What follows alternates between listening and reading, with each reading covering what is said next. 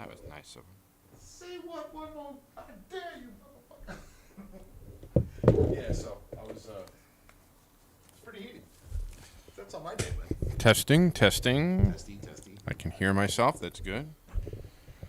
Turn my mic. Oh, yes, the traffic sucked. Yeah. So you're having a day, huh? Having a day. Having a day.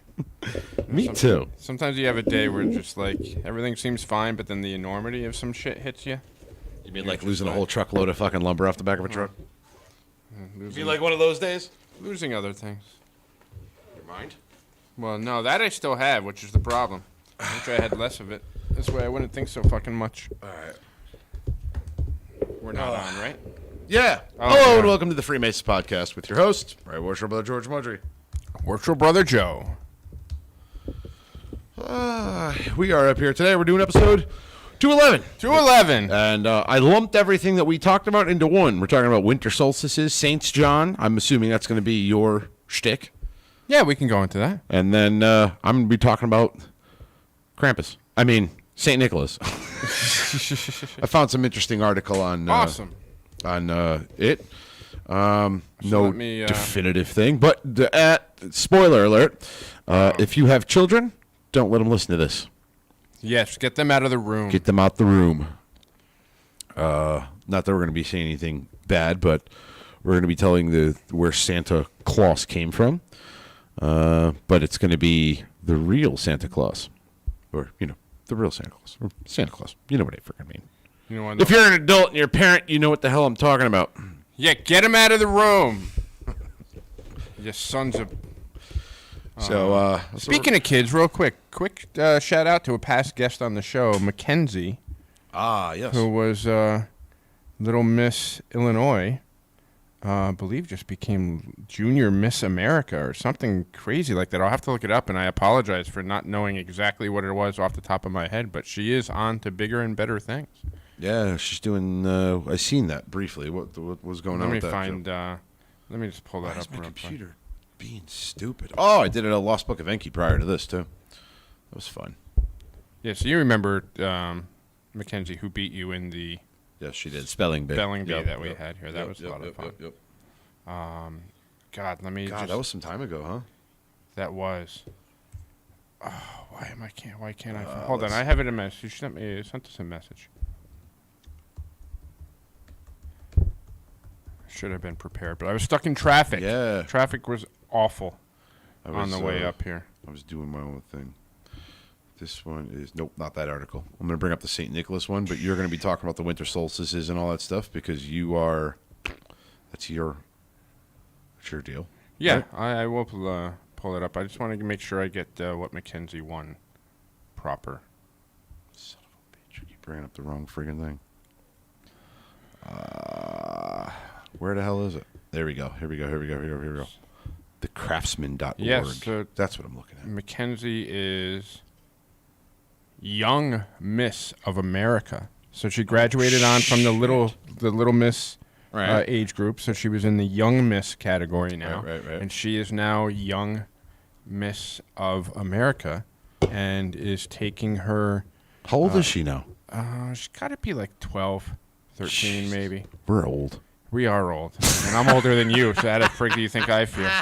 It was a hot minute. It was a while ago since we talked to Mackenzie. But she's going to do some more things for the Shriners and raising funds for them. So we'll have her on a future date to tell us what the next step in her fundraising for the Shriners is. So congratulations, Mackenzie, and her proud mom and dad. Sounds good.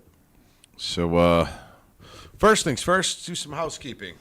Yes, and then I have some housekeeping after your housekeeping. There's something I got to get off my chest. Is it something that grinds your gears? It does actually grind my gears. It really pissed me off to the point where it's been bothering me for a few days, so I'm going to get it off my chest. Something I did? No. You'll find out. What'd I do? You'll find out. All right. Let's see here. We have a new Apple review. Joe, you got your Canon chart? You're good. Yes. This is from Matt. Literally, it's Matt. All right. 5-star review, fantastic. I always enjoy listening to an episode or 6. I find them very interesting and usually pretty informative. I'm an odd fellow at heart, but I'm seriously considering looking into connection with my local Mason Lodge. Luminous Night, what's going on? So, let's toast them. Let's toast them. Brother, right hand arms. To arms. Ready? Ready. Aim. Aim. Fire, good fire, fire all. Together, brother. Vivat, vivat, vivat. It's so much better when we have the good stuff. Yes, it is. All right, Joe. It's time for you to ungrind my gears. your gears.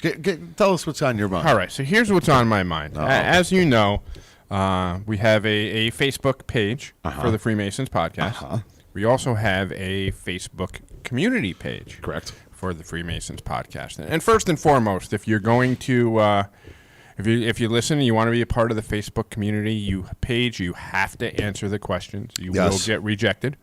Even if you answer the questions and I don't like your answers, I'll still reject you. But the intent for the community was to... Anybody can join the page. But we developed a community page for people that were avid listeners of the show, that were kind of in on the joke. Yep. Didn't it's not as bad as Discord, trust me. But you need kind of a tough skin to see some of the things that we post in there. And as I'm flipping through the other day, I got a notification that somebody who is a member of the community page reported a post from another member of the community page for hate speech. What? I'm going to tell you right now, knock that shit off. It's our jobs as admins of the page to police it. It's not up to you to tell us what's appropriate for our page. I saw the post. I certainly don't think it's hate speech. And what was the post? The post was a repost of Kyle Rittenhouse. Yep. Standing in a particular position. And it had one of the sketches next to it from Duncan's Masonic Ritual Monitor. Yes, I seen where, this post. And they were trying to say, "Oh my God, he's a Freemason. He's in on the." Yes, actually, it was posted in Discord, right? I'm not sure. I've seen it. Regardless, it's been around, and it's somebody trying to make an idiotic connection between Kyle Rittenhouse and the Freemasons. You mean like they did with Brother Art? I told exactly like they did with Brother Art, and somebody reported it as hate speech. It wasn't a political post. The person said, all the person commented on it was, I think I'm done with the internet today. Because I'm assuming it was a brother that was kind of like pissed off that that somebody was making this comparison. And another member, who's a brother who I'm not going to call out by name, reported it as hate speech. And that's just not appropriate. If you don't get the joke, get off the page, stick to the regular page. Enjoy the podcast. We'd still love to have you. But that's our jobs as...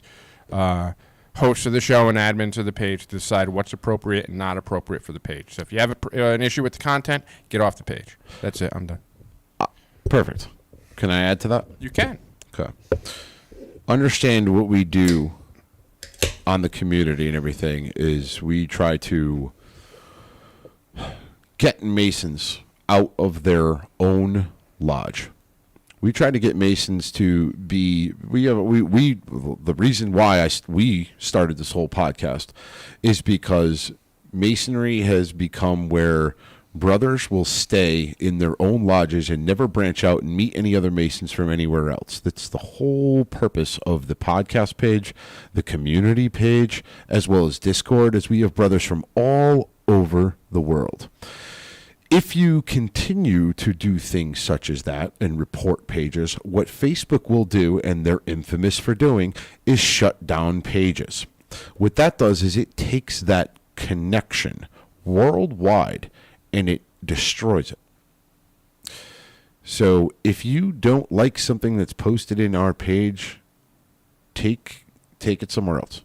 Because if you deem it to be hate speech, which I don't see how that's hate speech. I mean, I don't get it, and I don't care what kind of the political spectrum you resolve or whether or not you think Rittenhouse did it. I'm not getting into this. And it wasn't even a political post. I'm just saying, even if you think he's guilty of sin, the jury has spoken. And as an American, once the jury has spoken, it's done.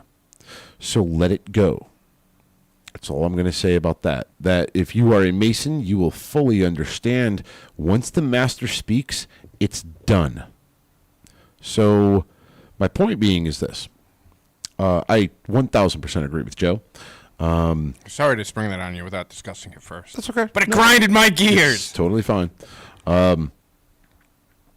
If there is something that you ever find offensive or it bothers you or whatever, please get a hold of one of us admins. Ken and Joe are the ones who pretty much run the page. Joe more so than Ken. And just say a message, hey, this bothers me.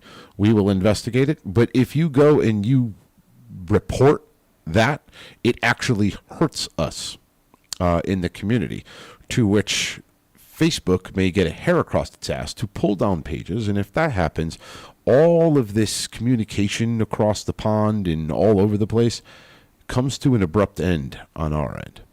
And that's what we're trying to avoid. And that's why we started those. Yeah, and we started to have a little fun, and sometimes that fun goes in certain areas that others may not find fun, but we're always within due bounds. And when you get a second, make sure that you put your pamphlet up there. Freaking pamphlet. I will, and I have deemed that as judge, jury, and executioner of this little fun thing podcast we have, Yep. I have deemed that there's been no offense of one or two in the post itself. However, a potential offense in both 1 and 2 in the reporting is hate speech. So let us know if you have an issue with something. I had a Facebook group call me a municipal asshole. Well, they got half of it right. They took a piece of this podcast, a clip of it, and they posted it on their page. Do Which they need our consent for that? Can we sue them? it's copyright infringement, yes, but whatever the case may be. My point being is, though, they took a clip of this podcast, and it's an LLC, it's our likeness, and whatever the case may be.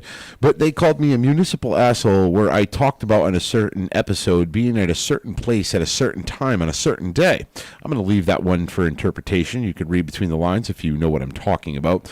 But they called me a municipal asshole because I was running for an office, which I won, by the way. Congratulations. I did win it. And they were trying to defame me. When I seen this post, did I report it? No. Did I go after him for copyright infringement? No. No.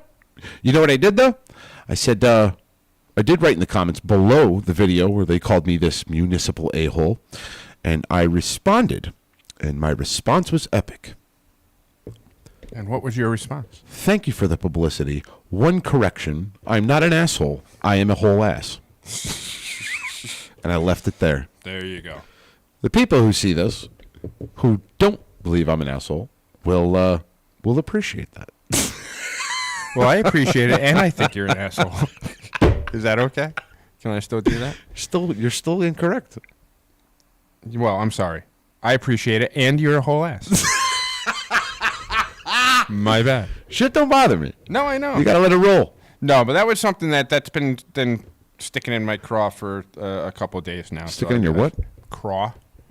So like you're... Never mind. It's like an old man expression. Shut up. All right. Are we done? Anything Yeah, else we're we wanna done. talk No, about? that's it. I'm Sure? good. You sure? Do you feel relieved, if you will? A little bit. Like you took a big poop or something? No, that's the best. Nothing's. Well, I can think of one thing better than that, but it's right. It's close. It's close. Anyway. Wah! All right. Let's get into this. Although I have pooped more recently.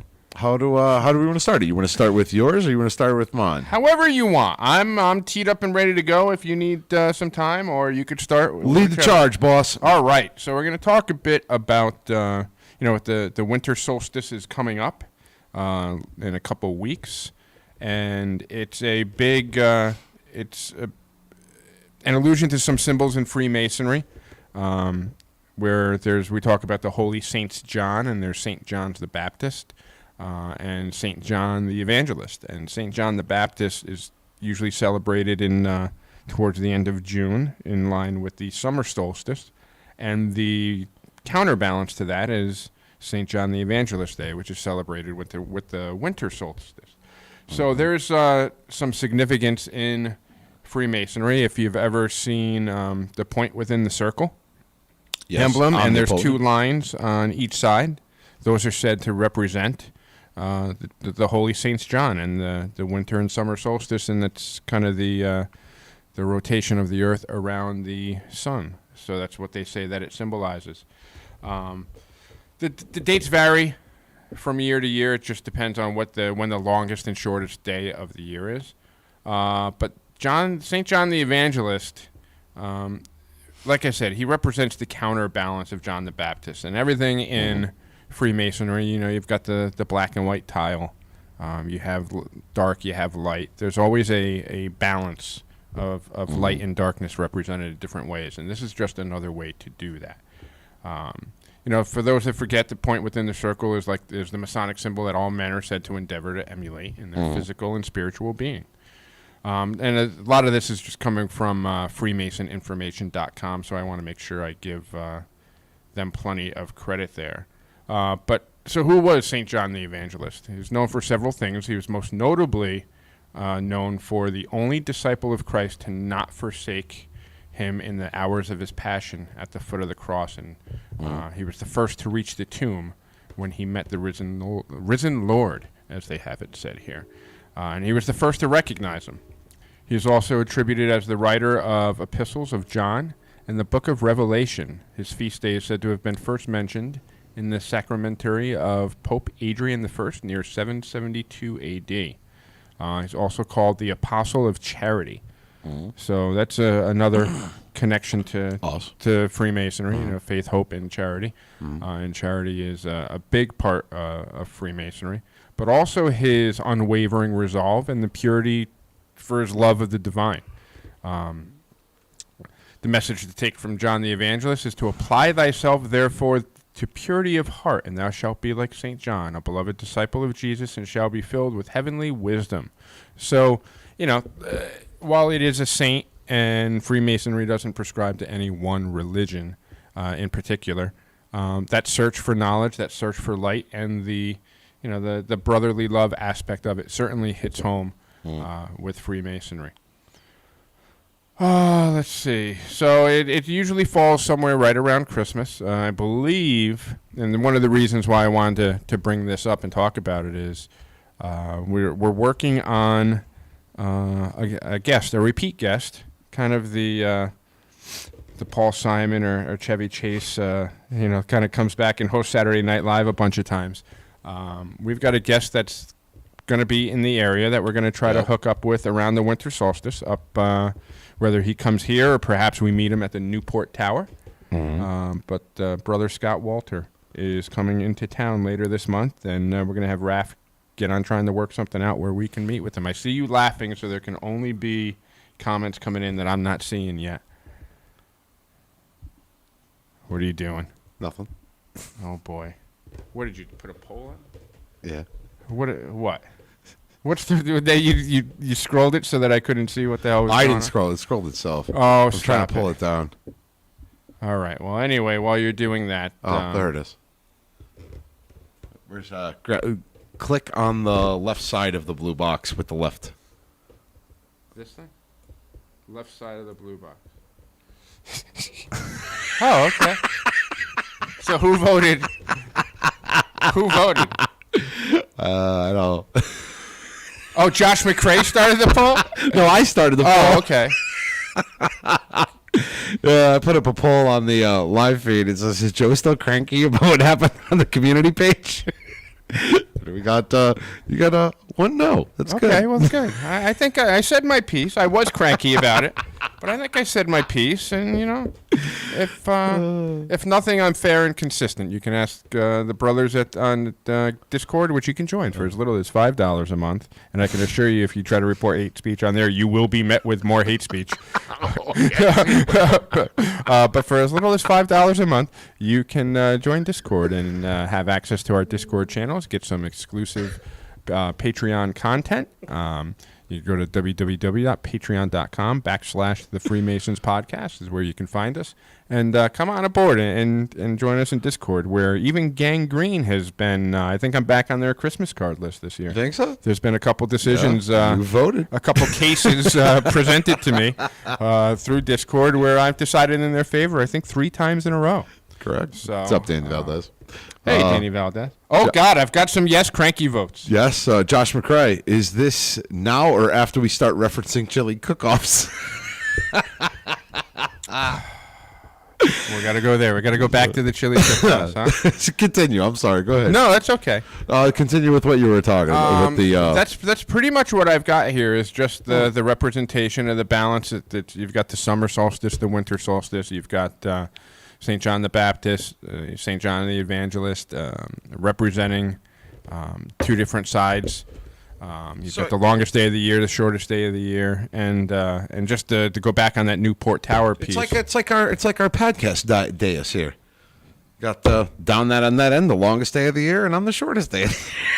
And I'm the point within the circle. Woo! Look at that. Look at how that works out. Luminous Light. Can I change my vote? Hey, look, 75% say I'm not cranky anymore. Now I've got that song by Concrete Blonde, Joey, Don't Be Angry Anymore. If we could play that without getting shut down, I think I would right now. So, but no, there's something. Take a look at, do some a little bit more research on St. John the Evangelist, the winter solstice, and its relation to Freemasonry. You'll find some really cool things. And allegedly on the winter solstice with the Newport Tower, that at a precise time where it's the exact point of the winter solstice, allegedly the sun lines up in one of the holes that's carved in there, and it's. Do you want to disclose what may potentially be happening? With a certain email you sent me and Ken? Oh, yeah, I did mention it already. But you didn't say who. Yes, I did.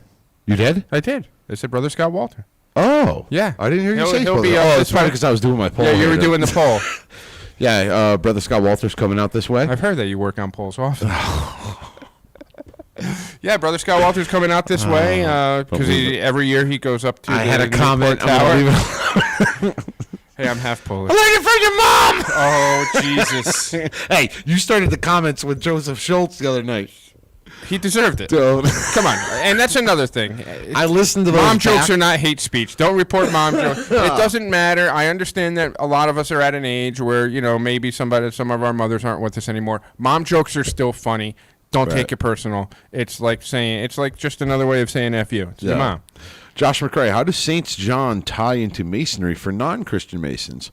The same way that, at least in my opinion, I'll let you go next, Joe, but at least in my opinion, the same way that Jesus Christ ties into Freemasonry, though it doesn't matter what religion you are. I mean, this is more prevalent, I think, in the Scottish Rite when you learn about the Rose Croix, Rose Croix, whatever you want to call it. I like croix. It's not so much the person, it's the lessons being taught. Exactly. So that's kind of where I believe that the St. John, those who are non-Christians, tie into Freemasonry, is the lessons of their piety and the way that they conducted themselves is where Masons kind of make them their saints in a sense. And I've often said that the tenets of Freemasonry are not exclusive to Freemasonry. And just like some of the tenets of Christianity or Judaism or Buddhism are not unique to those religions. There's charity being the main thing that St. John the Evangelist represents is not just a Freemasonic thing. Buddha would preach the same thing. So it's more of that, like you said, that philosophical piece of it, the teachings, the lessons that are universal regardless of religion. And there's been different men in different religions that have applied it and have promoted it or preached it, no pun intended. So the lessons are universal. So you can take charity, you can take love, and you can take the thirst for knowledge and more wisdom in any religion. So the lessons are still there. If you were to take the word saint away from it and take the religion out of it, the lessons would still be valid for any person out there.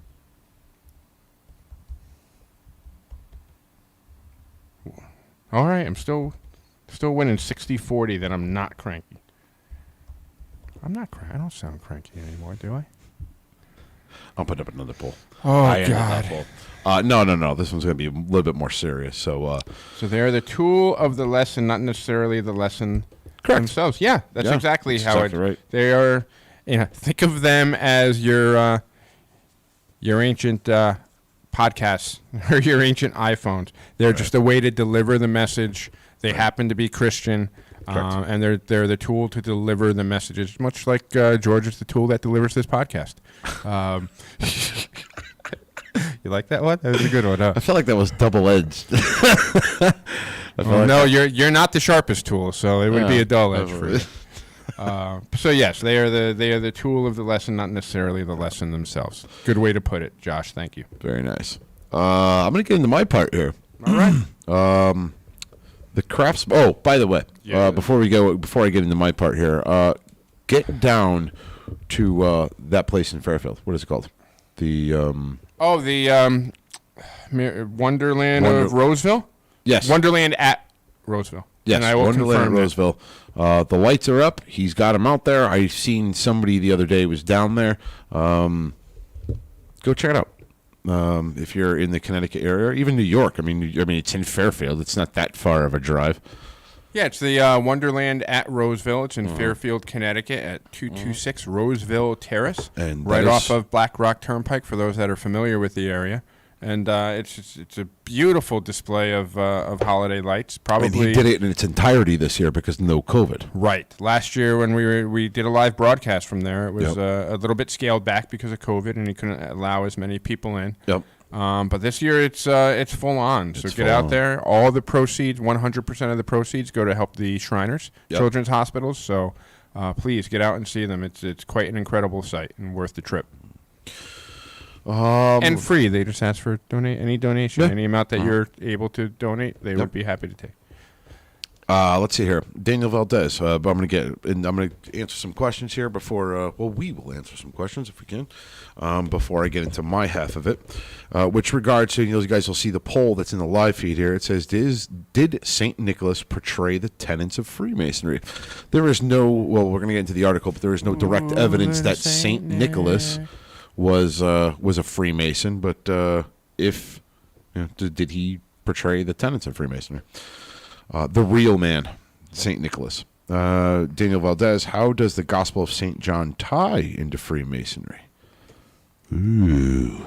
Well, if you're going Revelation, I don't know necessarily that it would, but within the Gospel of John, I'm sure there are certain lessons and things to take from. I'm actually looking it up now just to try to get some specifics on it. But just like any other religious text or historical text, there are certain lessons embedded in there. Well, he certainly didn't shit on his friend. Right? I You would said say, it yeah. before. He never forsake them. He stuck by them. Yeah. He was there after he resurrected and came back. So Yeah, he was the first to recognize him. he was a ride or die. He pretty much was. So that's all I've got for now. I'll. So this article I'm going to read here comes from thecraftsman.org, and it's is Father Christmas a Freemason? And this actually comes from 2017 from a brother, I'm assuming, John Bizak from Lexington Lodge number 1. Bizak. And he says, I have a very serious question to ask you tonight. I would like to raise this question and then do some detective work examining the evidence that might lead us to an answer. You ask, what is this serious question? Here it is. Is Father Christmas a Freemason? Let's consider the facts. Of whom does this remind you? A worthy gentleman who is, we must admit, getting on a bit in years and is perhaps a little overweight. Oh. He wears a very distinctive costume as a badge of his activities. He provides an opportunity for friends and visitors to meet in fellowship. He is surrounded by secrecy and mystery, dispels goodwill and gifts charity as were all over the world, and does it so year after year. That is an awesome point. The fact that if you compare St. Nicholas to Freemasonry, we do our shit in secret, and we are extremely charitable. Saint Nick, or Santa Claus, does everything he does in secrecy, and he is charitable. Interesting. Yeah. Well, my fellow Masonic detectives, you must admit that this description could fit either Santa or a Freemason. But this is merely circumstantial evidence. We need some proof. Let us start with his movements on the evening in question. All the reports have him coming from the North Pole. Ah, here we go. I know where this is going. As the sun rises in the east to open and rule the day, and with him needing to finish the world before dawn, he would have to begin in the east and move toward the west. Ha ha! I like this article. All right. Hats off. Therefore, Father Christmas must begin his journey in the northeast corner of the world. This, of course, is exactly what we've all done as entered apprentice. Wow. Similarly, you would assume he would finish his work, he gives his salute, and then heads for home. But think, too, he undertakes this great journey to provide the gifts, but once a year, and I'm sure that any brother treasurer will agree that this is exactly the frequency in which most brethren provide a gift of their charity to the lodge. And the secrecy, the mystery. Those of you who are parents remember, what was the worst crime that an older child could commit at this time of the year? To tell younger ones of the secret of Santa, to break the faith that they should have kept. I am sure your punishment of them pointed out that they were void of all moral and worthy and totally unfit to be received in the dinner table, but sent to their room for destroying something that was so good, so worthwhile, and so innocent. Surely all this is evidence shows us Father Christmas is a Freemason. He practices brotherly love and relief. We are happy to meet him and sorry to part. All the details, his wearing of a uniform, the rituals that happen year in and year out, the fact that he is male. On a more serious note, the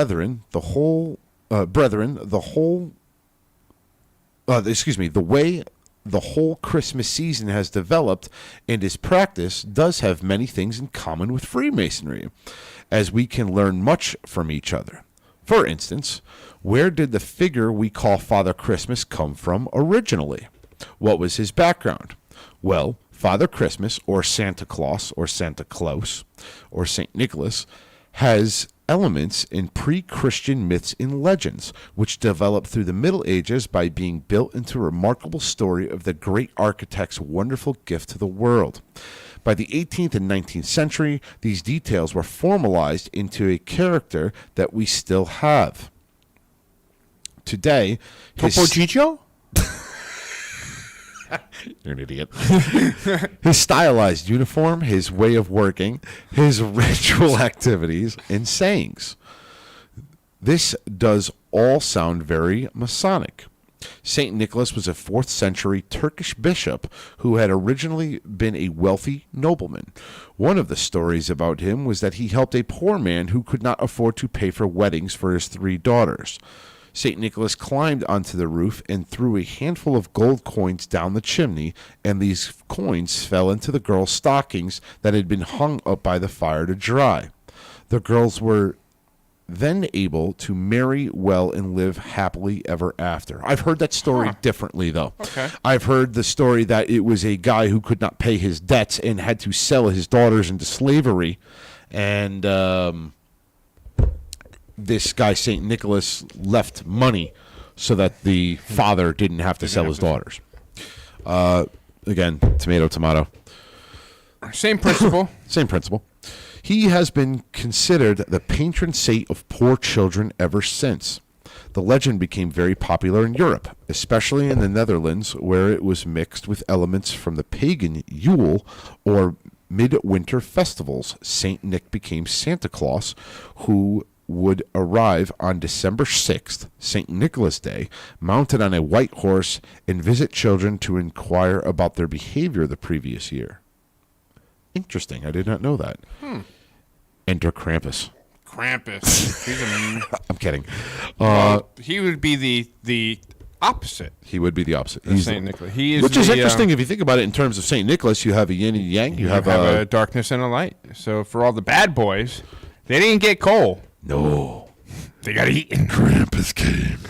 They got eaten by Krampus. Good children would be rewarded and bad ones punished. The night before, children would leave a pair of shoes or clogs out, filled with hay and carrots for the horse. Interesting. Well, there goes your. Oh, I can only imagine what the freaking. Joe Schultz, real quick. Santa is a ginger. He lives isolated and has to have a snowman as a friend. Well, actually, Santa and I actually have a few things in common. We are both gingers, so that is accurate. And There we go. We both hang out with shorter people. You know, he has the elves, and I have you. And Ken, I don't know. Ken's the bumble. Although I've always been told I look more like Yukon Jack. Or not Yukon Jack, Yukon Cornelius. No. All right, I'll accept it. I'll be your elf, and You can be Hermie. Ken is Jack Frost. I want to be a dentist. Frosty the Snow Ken. He's Sam the Snowman, the Burl Lives guy. Actually, that guy looks more like Raph. No, Raph has to be the Bumble. No, Raph's the Abominable Snowman. Yeah, that's Bumble. They call Is that what him his name? Bumble? Yeah, All right. that's him. Absolutely. These traditions were taken to America by Dutch settlers, but it was the famous 1823 poem by Professor Clement Clark Moore. They make That's great a ovens. friggin' name. American professor of Oriental and Greek literature, as well as divinity and biblical learning. Jesus, that's a freaking title. That guy's seen some shit, clearly. Which begins, 'twas the night before Christmas and all through the house, which settled most of the details into the Santa figure we know today. Oh, so it's kind of like the precursor to the night before Christmas. Okay. I'm assuming. Many of these details, such as the reindeer and their names, the flying sled coming down the chimney, were first brought together in this poem, but Professor Moore took them from the old traditions as far afield as Finland and Siberia, and they have stuck and become a single story. Huh. So it's like an amalgamation of different things, It's a different bunch of- beliefs from around the world, much like the Freemason being universal. That's where he's going with it. There you go.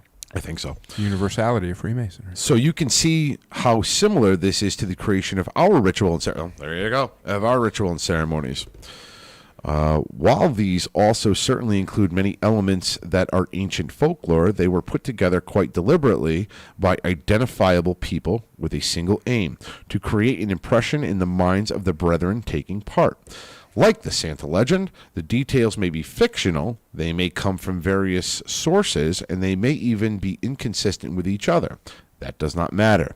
It is the impression that all of them create as an entirety that is important. Yeah, that's what we've said about Masonic.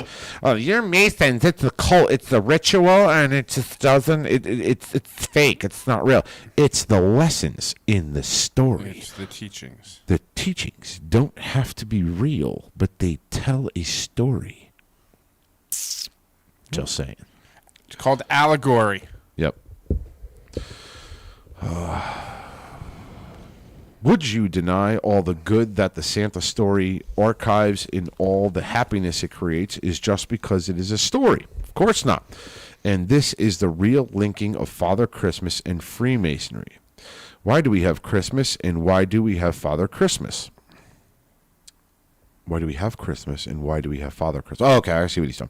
We celebrate religious beliefs about the birth of goodness and hope for the future. We reaffirm that belief that people are basically good and can develop into loving, caring, helpful, supporting friends to each other. Maybe. You're mez. You more to get me into shit that I can't get out of. Oh, me? Yeah, you're that friend. We look into a new year where things can be better. We do this we do this at this season, whether we are celebrating the Christian Nativity or the Jewish Hanukkah with its lights and gifts of story of peace, or the Hindu Diwali with its festival of lights and gifts of sweets and toys, or even if we hold no formal religion except the pleasure of seeing a child's face transfixed with wonder and delight. And why are we Freemasons? Because we believe that there are important things like goodness, hope for the future, and that men can develop into loving, caring, helpful, supporting brethren to their families and each other. Yeah. We not only look to future where things can be better, but we see it as our role as free and accepted or symbolic Masons to help build that future. So I feel I can say safely that Father Christmas is more likely than not a Freemason. Hear, hear. Not only does he show many of the signs and tokens of being one, but bringing us a message that we as Freemasons can heed for the entire year. May there be peace on earth and goodwill towards men. Merry Christmas to you, brethren. God bless us. And Merry Christmas to you, Everyone. Brother John Bizak. Thank you, Brother John. That was an Bizek. awesome was story. Very He well also- done. And then below that, did the story behind the "Twas the Night Before Christmas," and he wrote it out. But I'm not going to read that online. We'll let Ken do that when we do the podcast before Christmas. God, we gotta get that green screen back up. We do. We got some work to do. Now that we have some room, we can put it right on that wall there, I think. Correct, too. Let's see here. Oh boy, the Schultz brothers have arrived. Clearly, Oh, Christ. Santa never sat in the East. He's not grumpy enough. Krampus is definitely a past master. Let's see here. So if Santa's Masonic, does that mean Krampus belongs to the Illuminati? Yeah. Well, Nice. he kind of looks like that that video that the guy sent us that one time with the Illuminati, Illuminati, Illuminati, Right? Illuminati. That's kind of what Krampus looks like. No, he's kind of like He's some got kind the of horns out the front, Yeah. and all that shit. very Baphomet-like. Quite interesting, though, that's actually a real story. That's in Germany, and Yeah, be good. Otherwise, Krampus is be going to come good. eat you. Krampus gonna come eat your ass. Jesus God. Well, some people pay extra for that, but Oh my God. what? No, but think about that. Like, Too much? it's, I don't know. Like, could you imagine telling that story to like our American children? Oh my God! No, Like, they couldn't handle that. Right now, it's Right- literally they're you get on afraid the of that. phone. You're like, listen, I'm gonna call Santa. I'm calling right now. Or you got that Hello? stupid little Hello? elf on a shelf thing. Please tell me you don't do the elf on the shelf thing. Do you do the elf on the shelf thing? I do a Glock and a sock. Yes, like the elf on the shelf is a thing. I had a belt in my dad's top drawer. That was my motivation. There was no elf. Oh, he's watching you. Dad would- It's not so much about the elf is going to report. It's more of like the kids wake up in the morning and they see the elf is the elf's freaking a moved. snitch. Elf is a snitch. Snitches get He's a narc. stitches. Exactly. All I needed was for my dad to go to the top drawer, take out the belt, and he'd snap it. I'm like, oh boy, okay. Right. Realistically, though, like with the kids, though, they're like, yeah, F that elf. He ain't gonna say shit. You ain't gonna say anything, right? But I'll tell you what, See though. Ethan shaking him down. When you pick up the Keep your phone, mouth shut. You don't tell Mom or Santa. No, you're going to see Ethan doing that? he's got the back of one of his toys ripped out with the batteries and just the two wires. Yeah. And I see him like sitting there smoking a cigarette like the little, remember the guy from Bugs Bunny that was pretending, Finsta baby? Yeah, the gangster baby or whatever it was. Ethan just sitting there in his underwear with the cigarette hanging out. You're not going to tell my mom. You're not gonna tell my Hardest dad." I've ever laughed was watching my father watch the one where he had Porky Pig. And he's going, what do you stick? What do you stick? What do you stick? And he's beating on his head with that hammer. Yep. Oh, man, that was funny. But one of the things I was, like, pick up the phone. I'm going to call Santa. You want to talk about an ass getting tightened up? No! Don't call Santa, please. But could you imagine being like, all right, guys, it's time for bed. Good night, guys. Love you. Remember, you got to go to sleep and be good boys because Santa. Because if you're a bad boy, Krampus is going to come eat you. Like right before bed. See, I would have a better method. They Like, actually have Krampus parades. yes, it's a overseas. huge thing in Germany. A good friend of mine is married to an officer in the army, and he was stationed in Germany for a long time. And she loved the holidays over there and the different traditions. And she would post videos of this Krampus parade where these big freaking things, it was like where the wild ones are walking down the street. That's what it looks like. Scaring it's the like, crap out of kids, and it's at night, and there's like torch lights and all this stuff. And it's like, man, talking about crap in your pants. Like Dude. these, and they were scary. They weren't holding back either. So it was actually a really cool thing to see. Could you imagine pulling some shit like that though? Like like, you know what? I'm not dressing as Santa Claus. My kids are being badass babies. I'm going to dress like Krampus. I told you. I told you. Right? So you walk in the door, right? You're going to scare them because you're Krampus, right? You know, you've dressed up as Santa Claus for your kid before, right? Where it's like you sneak in, yeah. you know, and you kind of take pictures of yourself like as Santa Claus, and they're like, oh my God, you caught him on camera, and all that stuff. But could you imagine dressing up as like Krampus, right? Oh, God. Right. And waking the kids up in the middle of the night. Somebody's going to appreciate this, right? And you wake the kids up in the middle of the night, but here you are coming down the hallway, and your 130-pound Rottweiler sees you. Oh, shit!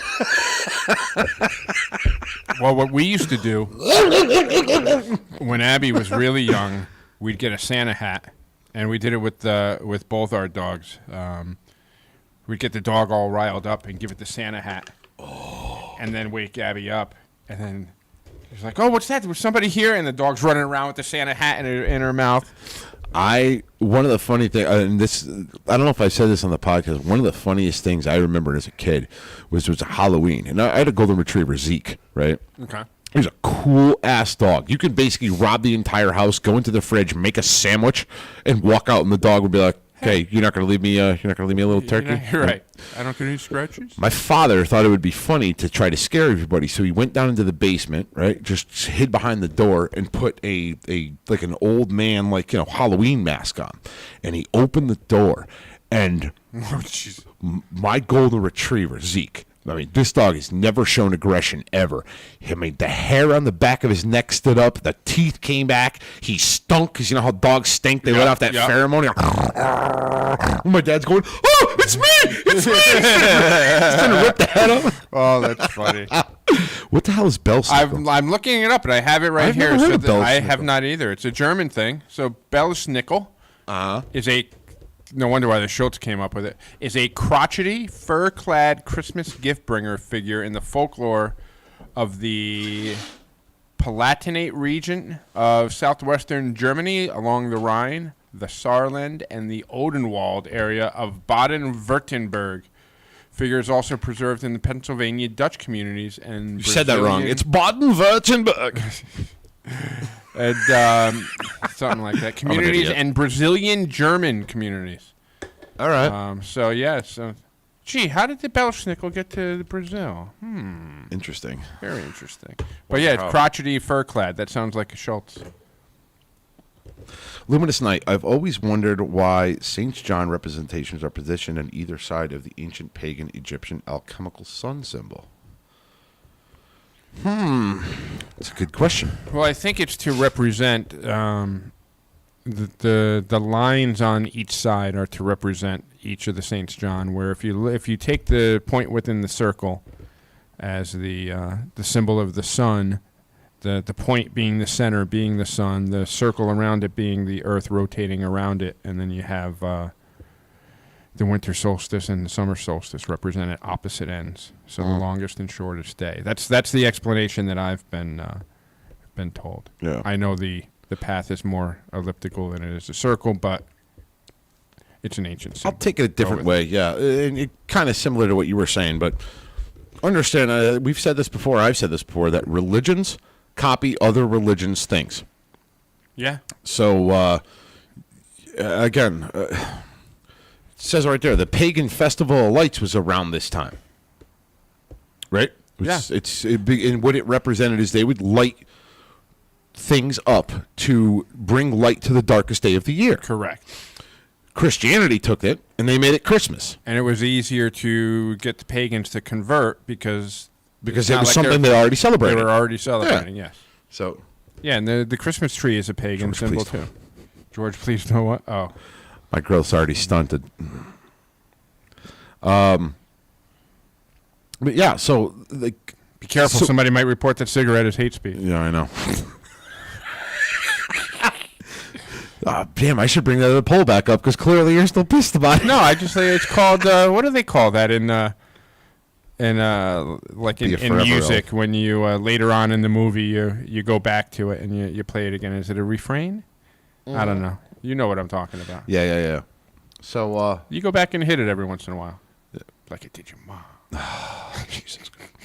So anyway, those symbols have been brought forward. I mean, perfect example. Again, I just did an episode live of the Lost Book of Enki. If you look at, and I've said this before, if you look at certain the clay tablets or whatever they were called, the oh Christ, I can't remember what they were. They were like the rollout images, Scrolls. not scrolls. I can't remember what the hell they were called. They were basically images that Okay. the Sumerians did. One of the symbols that they used for Nibiru was the cross. It's a Templar cross. Looks just like it. So the cross is not a symbol that is specific to Christianity. It was an Correct. older symbol. So that's partially, I think, to answer your question, Luminous Knight, at least from my end, that I see is that it's these symbols are adopted from religions and cultures prior to, and they use them for their own. Joseph Schultz, all I want for Christmas is a chili cook-off. Come on up. I'll make you some award-winning chili. So, story We of haven't Saint seen the Schultz brothers. story of Saint Nicholas. What are you looking at? Krampus pictures? This is that Schnickel. Belschnickel. It looks like Joe Schultz. What does he do though? Like what? He brings you gifts. He's like he brings gifts. So he's more of if Santa Claus were the old Leatherman, you know the old Leatherman tradition here in Connecticut, the old vagabond that would go from town to town, and he was dressed in all like patchwork leather. It kind of looks like Never that. heard of this. Really? Nope. You should look into You're it. gonna have to skill me on this one. Yeah, we'll do that as like a bedtime story All right. You know what? Eat shit. after I tuck you in your race car bed. Do you still have a race In my car bed? PT gyms. We have to get you the ones with the flap on the back, just in case. You don't know the Leatherman I in don't Connecticut, know. huh? No. Interesting. Is that like the Mothman of? No, this is a real guy. Like, there's pictures of him. They don't know who he was, and I think there's a grave in somewhere in Connecticut in one of the state parks. Shut up! Are you Swear to God. serious? Like a real one, where like this is dedicated. He was in essence he was a bum, and he would make like little leather craft goods and trade it for food and whatnot. And he I think he traveled mainly up like Route 8, Route 34. No shit. Like before they were Never heard of the him before. routes we know that. them Steve as Thornton, now. I can honestly say Christmas makes no sense here in Australia. Good eye. It's like having Halloween and Christmas in spring break. Fair point. Everything is bright and happy and flowering. It's not right. Haha. Yeah. I imagine that's how people in Hawaii feel too. Because dingo ate my baby. Florida, it's always palm trees and hot as shit. So Yeah. that's Or in one thing. Hawaii, where is a wise way to say Merry Christmas to you. But it also that's one thing I do love about being up here in the Northeast is that the changing of the seasons. Like don't get me wrong, I love going south and heading to warm places and vacationing and all that stuff down there, and so that's awesome to go to the tropical area. But being up here I love the snow first off, and we were supposed to get snow next week, and then they changed it to freaking rain. I drove back in 8 hours the other day. I know you said that. But sorry, I was smoking a cigarette. That's why There we go. I enjoy living in the Northeast. Is the Christmas lights and that winter atmosphere and everything. So it's one benefit of being up here. Yeah, and I know on the other side of the globe, in the southern hemisphere, it's all summer right now. It's hot as shit, so kind of sucks. But Oh, well. It's freaking awesome. don't forget, though, when Christmas kind of got its start, though, it was in Europe, which was cold, Right. around this time. So, and realistically, the kicker of it all is So what you're saying is when the Australians before they were criminals and exiled and they were in England, they probably celebrated it, and it made more sense. Is that where we're going? you're pushing it. What? I should have kept your poll up. You're still bitter. Oh, I'm sorry. Is what I'm saying being misconstrued as hate speech towards Maybe. Aussies? I don't know. The funny thing is that if you really want to go into the Christmas story or whatever, they believe that Jesus was born actually in the summer months, and it's based off of the North Star or something along those lines. They believe he was born in the spring or something like that. Yeah, I want to say it's actually closer to Easter. Easter, yeah. That's what I'm fairly certain. But again, the Catholic Church at the time, I get why they did it. They made it, the resurrection. They put it in line with the pagan holiday of, oh God, what was it? It's a pagan holiday of fertility, everything coming back and everything. So again, you got Jesus died, came back. It's a rebirth. It's symbolic of a rebirth of everything in spring coming back, the flowers, the grass, which sucks. You got. Is it the equinox? I think so. I think that's what it is. I think that's what it is. I could be wrong. I'm not good on that kind of stuff, but something like that. And again, in putting actually Jesus' birth around the Christmas time is, again, it's the darkest time of the year, and Jesus was the quote unquote light. So you're bringing again light in the darkest time of the year. So it makes sense, and this is where religions have adopted. And again, it's not just Christianity. I don't want to just sound like I'm saying Christianity, because it's a lot of religion. You got Hanukkah, you got I know that there's a what's the holiday, the Muslim holiday around this time? It's it's not Ramadan. Damn it. Is it? No. I'm not up on my Muslim. I'm not sure. There's a Muslim holiday around here, but you also have you got your We'll give them. we'll just call it Chris Mahana Kwanzaa. They all pretty much do the same thing around this time. So the story of Saint Nick. It's amazing how that story kind of developed into, and I love that article. I thought that article was great because it kind of goes right in line with, what we were saying about the Masonry. It's a story that was compiled by a bunch of different things from Finland and Denmark and all over Europe, and it was compiled into a story that tells a story about goodwill and all that stuff, and that's pretty much what runs right in line with our Masonic ritual. It's a charitable guy giving up his own money, giving up his own time to give to those who need it. Getting back to the principal tenet of charity. Right. What do you think, Joe? I think we're good. I think we're good too. Yeah. We'll shut it down. Shut it down. We're going to keep you guys updated about what we're doing with Brother Scott Walter if we're able to make that happen. I would love to go out to the Newport Tower because I have serious questions about that freaking thing. Yeah. And I want to say the winter solstice, it's on a Tuesday, I want to say, so we may need to... And maybe you could ask him with permission if we can do a live with him while we're out there. Yeah. Yeah. We can certainly do that. Well, I'll talk to Raph to make sure we're not duplicating efforts. And we'll need a camera crew. I'm bringing Hannah. Okay. She's doing broadcasting. Oh, is she? Yeah, that's what Hannah wants to do is broadcasting. Can she get community hours? Can she get hours or credit for doing it? I think so, if she's even doing that anymore. We're a charitable organization. FMP should travel there and get locked up. It would be like Hogan's Heroes. I've been to the Newport Tower multiple times. A couple times for work. It's just one of those towers it's just one of those places that if you're in the area, you gotta stop and look at it. Yep, because it makes zero sense where it is.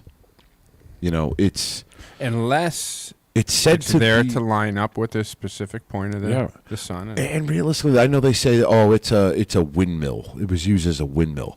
Then why put all of the astrological shit in there? There's not a windmill that I've ever seen. That and I know Scott Walter. No, it's more consistent with the Templar Church. It's a Templar round church. It's completely consistent with that. I see nuzzling. I don't get that. You and me? I ain't fucking nuzzling. But I would really like to go. Oh, maybe he's talking on the trip when we're stuck in the prison cell like Hogan's Heroes. We're locked up and then. All right, that makes sense. Dibs on Raph. He's warmer. I think Australia is being run by Discord. Oh, Jesus. We do have a lot of Aussies on Discord. We do. Merry Christmas, Brother Steve. Merry Christmas, Brother Steve. Merry Christmas. Merry Christmas, brothers. Happy to host you anytime. Beaches, beers, and barbecues. Oh, wow. You forgot one. I'll tell you. Yeah, I picked up on what you were saying. There you go. I'm really excited to go. I hope we are able to meet up with Scott Walter and look at that Newport Tower. It's been a while since I've been out there. And, Yeah, so we'll get Raph on it, and if he can't do it, I'll personally reach out to them. You should personally reach out. Raph's been. Okay. Where in the world is Carmen Sandiego? He's probably downstairs right now. Probably is. But anyway, what do you say, Brother Joe? All right, we'll wrap it up. Sounds good to me.